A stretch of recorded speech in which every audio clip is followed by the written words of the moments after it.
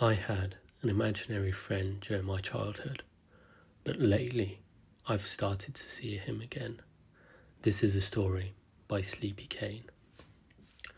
When I was a little girl, I had an imaginary friend. I called him Mr. Paperbag. 4 years old, I moved with my parents to a small town in Connecticut. I didn't have any friends there, and my parents couldn't accompany me because of busy work. I was lonely, and then I started imagining some non-existent partners. That's when Mr. Paperbag appeared. He was tall and always wore a black suit. I couldn't see his face because he had a linen paper bag on his head, and that's why I called him Mr. Paperbag. There were 2 holes in the bag.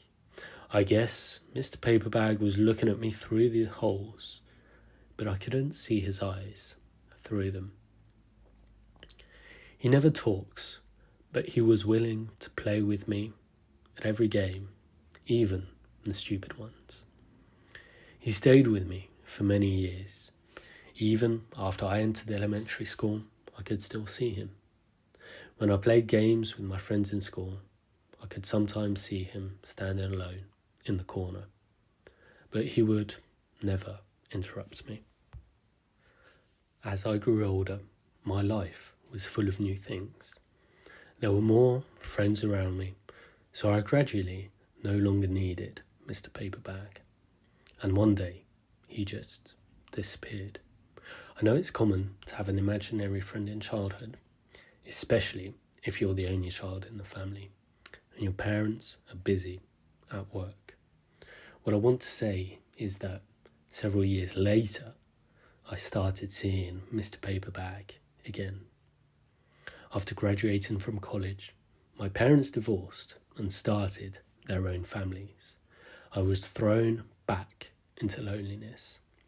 Fortunately, I met Will. We rented a small apartment and worked hard and hoped to save enough money to get married. A few days ago, I was walking home alone after finishing my shift. As I was walking through an alley, I felt someone was watching me from behind. I looked back reflexively, but no one was there. However, the feeling of being peeped was so obvious that it made my skin crawl. I became more alert, paying close attention to the sounds around me. But except for my footsteps, everything was dead silent. Suddenly, a cat screamed from behind me, which scared me half to death.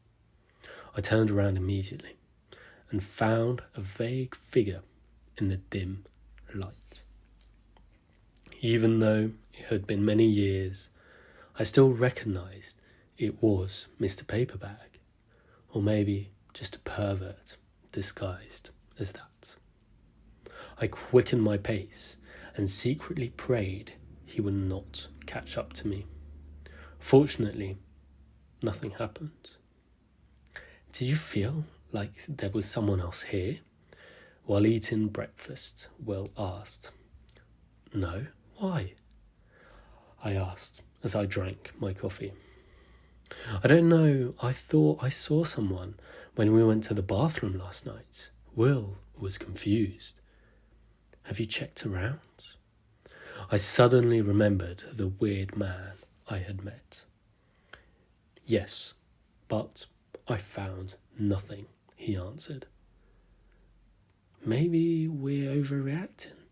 I smiled and kissed him, then went out to work. However, I saw the weird man again, this time in our apartment. When I got up in the middle of the night to drink some water, I saw him in the kitchen. I screamed immediately, but no sound came out of my throat, as if someone had choked me or taken the sound out of my mouth. My body was frozen in place. But it wasn't that I didn't want to move. It was that I couldn't. The man slowly walked towards me, pointing a knife on the counter. I tried to see his eyes through the hole in the paper bag, but all I saw was darkness. I closed my eyes and accepted my fate, hopelessly. That was the only thing I could do. Suddenly, the light was on. I opened my eyes again, and the weird man had disappeared. "Honey, what are you doing?" Will asked worriedly. I cried in Will's arms, telling him over and over that I had just seen someone in the kitchen. "So, where did he go?" Will asked. I shook my head because I didn't see it. Will checked the apartment, but still found nothing. We called the police, but they didn't find any signs of intrusion. In the next few days, I always woke up in the middle of the night, fearing that the weird man would appear again. Tonight, I was awoken by some rustling noises. I opened my eyes. Will was standing next to me. He had a knife. I was so scared that I sat up immediately. Will didn't give me a chance to escape. He raised the knife and prepared to stab me. "I'm sorry, but I have to do this for her." These were Will's last words. He had no intention of stopping what he was doing. However, his face suddenly twisted, as if he was in great pain.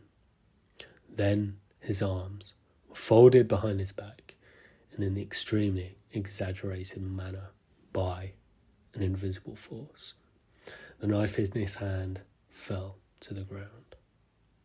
Only then did I realise that the weird man had appeared again. Will began to burn, but no flames appeared. His body was just gradually charred in the air, accompanied by the smell of meat being cooked. At last, Will disappeared. Yes, fully disappeared. Not even a bone was left, just a pile of ashes on the floor. "Mr. Paperbag?" I asked the man. He didn't say anything, just took off the paper bag on his head, and I finally saw his face. It was burnt beyond recognition. I wasn't scared. I just shed tears. Mr. Paperbag was gone. I looked through Will's phone and found out he had been in love with another woman for a long time. Maybe that's why Will wanted to break up with me. But I cried and begged him not to leave every time. Recently, they planned to kill me to defraud insurance. I looked up the history of the house in Connecticut, and Google told me that in 1945, a man was disfigured because of the fire caused by his wife and her lover. And he spent the rest of his life alone in that house.